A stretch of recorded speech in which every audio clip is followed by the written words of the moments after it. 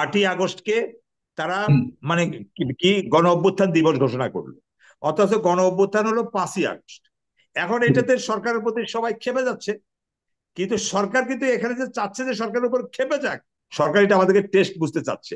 কারণ বড় বড় রাজনৈতিক স্টেক হোল্ডাররা বিপ্লবকে ওন করছে না, ওই দিবসটাকে মানছেন না, ওই জিনিসটাকে তারা থেকে দাবি উঠে নাই। বৈষম্য বিরোধী ছাত্র আন্দোলনটাকে যদি শুধুমাত্র এনসিপির প্রতিনিধি দ্বারা যদি এটাকে সংজ্ঞায়িত করা হয়, তাহলে এটা রাজপথের মানে সরকার গঠন হয়ে যাওয়ার পরে রাজপথের একটা যে বিরোধী দল দরকার, বা একটা শক্তিশালী একটা প্রেসার তৈরি করার জন্য, যেটাকে আমরা অনেকে এখন প্রেসার গ্রুপ বলতে অভ্যস্ত, সেটা থাকলো না, থাকবে না, থাকলো না এবং থাকবো না। এই জিনিসটা কিন্তু আমাদেরকে মাথায় রাখতে হবে।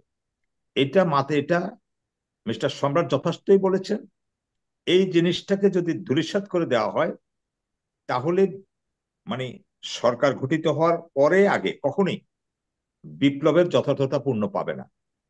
হুম। এখন এনসিপি একটা কথা বললে বিপ্লবের পক্ষে, যদিও আমি আপনার তত্ত্বটা আমি বুঝেছি যথার্থই, যে এনসিপিতে যারা নেতৃত্ব দিচ্ছেন তাদের নেতৃত্বশালী নেতারাই জুলাই বিপ্লবের নেতৃত্ব দিয়েছেন। এখন জুলাই বিপ্লবের নেতৃত্ব দেয়া আর এটা নিয়ে সামনের কাতারে এসে রাজনীতি করা, রাজনৈতিক দল গঠন করা এক কথা নয়। এখন কথাটা হলো যে কি, এরকম নেতৃত্ব শেখ মুজিবুর রহমানও জেলখানায় থেকে দিয়েছেন স্বাধীনতা যুদ্ধের সময়। তাই বলে আমরা সেটাও তো মেনে নেইনি যে এটা ওনার একক কৃতিত্ব ছিল।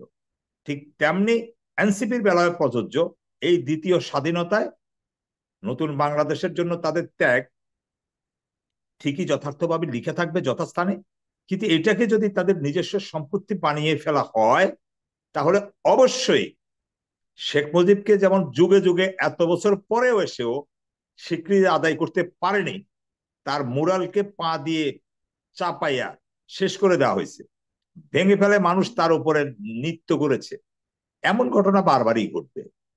তাহলে আমাদেরকে হিরো জোর করে হতে যাওয়া চলবে না।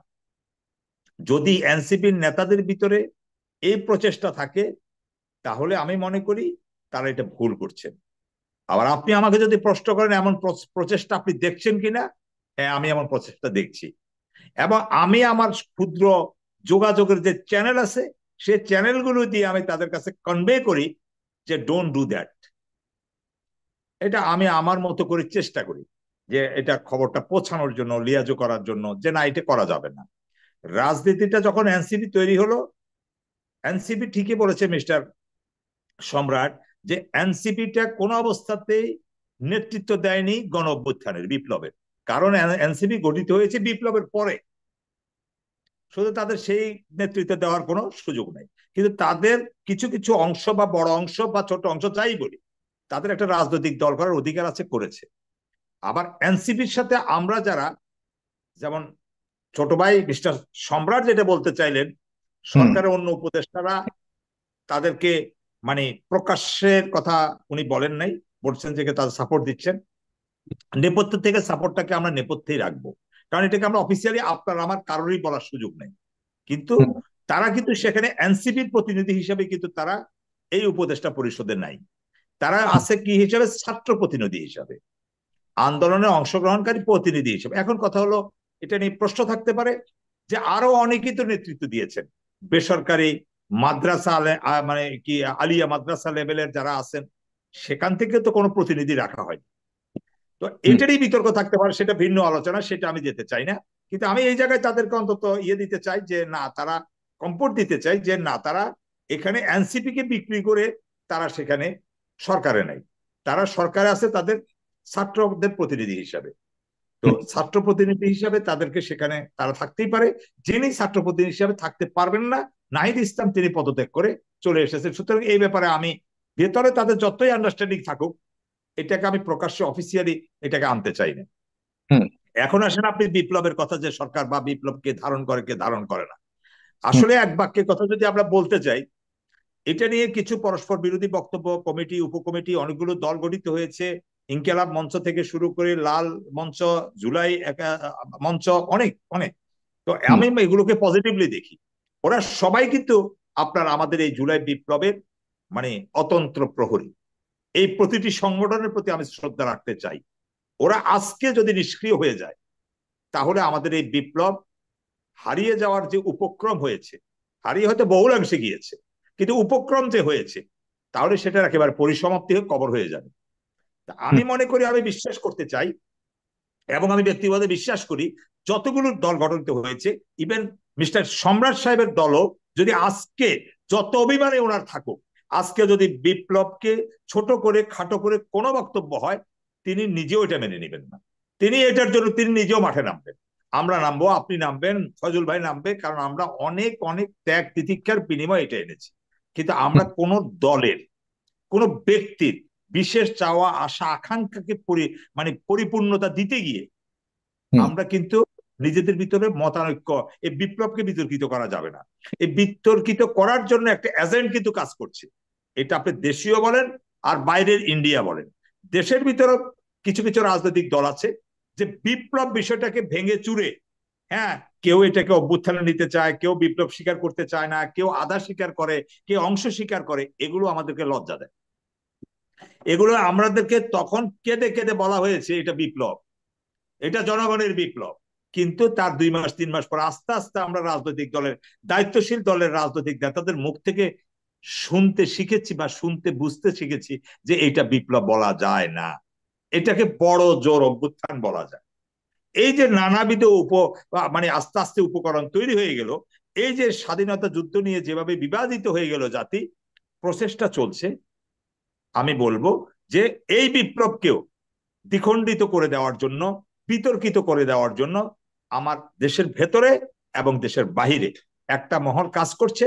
কারণ বিপ্লবকে যদি আপনি স্বীকৃতি দেন, অনেকেরই ওই যে বাংলা ভাষায় যেটাকে বলে খাওয়া থাকবে না, যার কারণে তারা বিপ্লবের স্বীকৃতি দিতে চাইবে না। এটাই স্বাভাবিক কথা। যার কারণেই এই তারা একবার এইদিকে যাচ্ছে, একবার ওইদিকে যাচ্ছে। সরকারের কথা যদি বলি, সরকার কতটা ওন করে, সরকার করে মাঝে মাঝে। তো এখন বলা হয় যে আমরা দেখলাম না 8ই আগস্টকে তারা মানে কি গণ অভ্যুত্থান দিবস ঘোষণা করলো, অথচ গণ অভ্যুত্থান হলো 5ই আগস্ট। এখন এটাতে সরকারের প্রতি সবাই খেপে যাচ্ছে, কিন্তু সরকার কিন্তু এখানে যে চাচ্ছে যে সরকারের উপর খেপে যাক, হ্যাঁ, এটা সরকার বলটা কিন্তু বিপ্লবীদের, যে বিপ্লবের মহানায়করা আছেন, নায়করা আছেন, প্রতিটি জনগণ আছেন, আপনি আছি, আমি আছি, আমাদেরকেই কোর্টে বলটা দিচ্ছে আমরা কিভাবে নিচ্ছি। সরকার এটা আমাদেরকে টেস্ট বুঝতে চাচ্ছে, কারণ বড় বড় রাজনৈতিক স্টেক হোল্ডাররা বিপ্লবকে ওন করছে না, ওই দিবসটাকে মানছেন না, ওই জিনিসটাকে তারা থেকে দাবি উঠে নাই। সরকার তো সব প্রণোদিত হয়ে করেছে। আপনি খেয়াল করেন, কেউ কি এই দিবসগুলোর কথা, প্রজ্ঞাপন জারির কথা তার আগে 24 ঘন্টা 48 ঘন্টা আগেও জানতো? এটা নিয়ে আমরা কখনো কোনো প্ল্যাটফর্মে আমরা আলোচনা তো ওইভাবে করেই নাই যে এগুলোকে এইভাবে দিবস হিসাবে ঘোষণা করতে হবে। কিন্তু এখন যখন ঘোষণা হলো, তার মানে হলো যে এগুলো নিয়ে আমরা যেন আলোচনা করে সঠিক জায়গায় সরকারকে নিয়ে যাই, অর্থাৎ 8 তারিখ থেকে আগে যেন 5 তারিখে যায়, না হলে তো সেটা নিয়ে আন্দোলন হবে।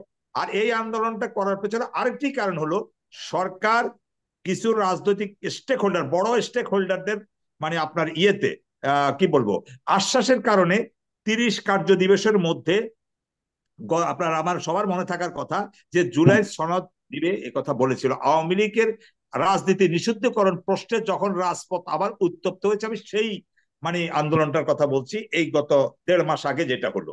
কিন্তু সরকার তার কমিটমেন্টটা রক্ষা করতে পারেনি, বা সরকারকে কমিটমেন্ট করতে দেওয়া হয়নি, বা সরকারকে যথাযথভাবে সেই সুযোগ সুবিধা দেওয়া হয়নি। কোন রাজনৈতিক দল, কোন শুধু বিপ্লবের ওই ওই ওই ওই ঘরানার ওই ওই রাজনৈতিক প্ল্যাটফর্ম গুলো ছাড়া কোন রাজনৈতিক দল, আমি দায়িত্ব নিয়ে বলছি, এই জুলাই বিপ্লবের জন্য একটা তাগাদা দেওয়া, সেটাও ভুলে গেছে 1.5 মাসের ভিতরে। আমরা প্রত্যেকটা শো দেখার চেষ্টা করি, আমরা বলেছি, আপনি বলেছেন, আমরা বিভিন্ন সময় বলেছি, বক্তব্যে বলেছি, আমরা এটাকে চাই যে এটার মানে সঠিক বাস্তবায়ন চাই, আমরা বিপ্লবকে ধারণ করতে চাই, বিপ্লবের ঘোষণাপত্রটা চাই। আপনি মনে করেন বিপ্লব ঘোষণাপত্র দিলে তো হবে না, আপনাকে জুলাই সনদ দিতে হবে, তারপর ঘোষণাপত্র দিতে হবে, এটাকে সংবিধানের অংশ করতে হবে। তারপরেই ওই ঘোষণাপত্রে যদি সংবিধানের অংশ না হয়, তাহলে এটা কোনো লাভ নাই। এটা কে মানলো আর কে মানলো না, ওই মানে 3 দলের রূপরেখা অনুযায়ী হবে না তো এটা। আর এটাকে যদি সাংবিধানিক ভাবে এটাকে স্বীকৃতি দেওয়া না হয়, সংবিধানের অংশ করে, সম্পূরক অংশ করে যদি না দেওয়া হয়, তাহলে এই বিপ্লব নিয়ে বহু লোককে ফাঁসির কাঠগড়ায় আপনাকে দাঁড়াতে হবে, ফাঁসির কাস্টে তাদেরকে ঝুলতে হবে, এবং এটা জনম জনম আমাদের আনটিল এই কিয়ামত পর্যন্ত বাংলাদেশে এই বিপ্লব মীমাংসিত হবে না, এবং এই বিপ্লব প্রশ্নে বিতর্ক থাকবে, এবং এই বিতর্ক আমাদেরকে বিভাজিত করে রেখেছে। আগামী ধরেন 500 বছরে, 53 বছর এখন করেছে, আরো 5300 বছর ধরে যদি কথার কথা বললাম, বাংলাদেশ যদি টিকেও থাকে, পৃথিবী যদি টিকেও থাকে, এই বিভাজন নিয়েই বাংলাদেশকে হাঁটতে হবে, এই ক্ষত নিয়ে চলতে হবে। এই মীমাংসা যদি করতে হয় তাহলে অবশ্যই সংবিধানে শুধু করে দায় সারা গোছের একটা আমি সনদ ঘোষণা করলাম, তারপরে জুলাই ঘোষণাপত্র দিলাম, তা হবে না। জুলাই ঘোষণাপত্রকে, জুলাই প্রক্লেমেশনটাকে অবশ্যই সাংবিধানিক স্বীকৃতি দিতে হবে। সাংবিধানিক স্বীকৃতি দেওয়া না হলে এটা দেয়া আর কি না হবে, কি হবে, সেখানে কি লেখা থাকবে, সেখানে কিভাবে সেটা উপস্থাপন করা হবে, এই নিয়েও বিতর্ক চলছে।